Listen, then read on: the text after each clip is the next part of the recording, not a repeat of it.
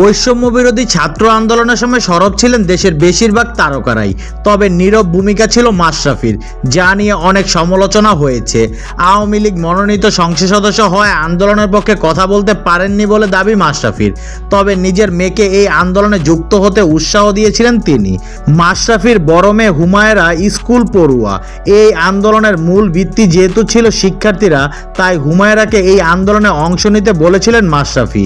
এমনকি হুমায়রা আন্দোলনের পক্ষে সামাজিক যোগাযোগ মাধ্যমে বেশ কিছু স্ট্যাটাসও দিয়েছে বলে জানায় মাশরাফি। দেশের একটি অনলাইন পোর্টালকে দেয়া সাক্ষাৎকারে তিনি বলেন, আমার মেয়ে হুমায়রা ইনস্টাগ্রাম ব্যবহার করে, আমার সেখানে অ্যাকাউন্ট থাকলেও সেভাবে দেখতাম না, ওকেও ফলো করতাম না।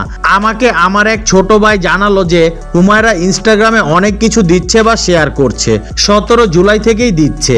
ওকে আমি জিজ্ঞাসা করলাম, ও বলল হ্যাঁ আমি এসব দিচ্ছি, তোমার কি আপত্তি আছে?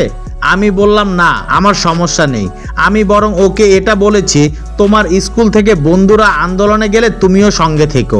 আমার পদের জন্য বা চেয়ারের জন্য তাকে বাধা পেতে হবে এটা কখনোই চাইনি।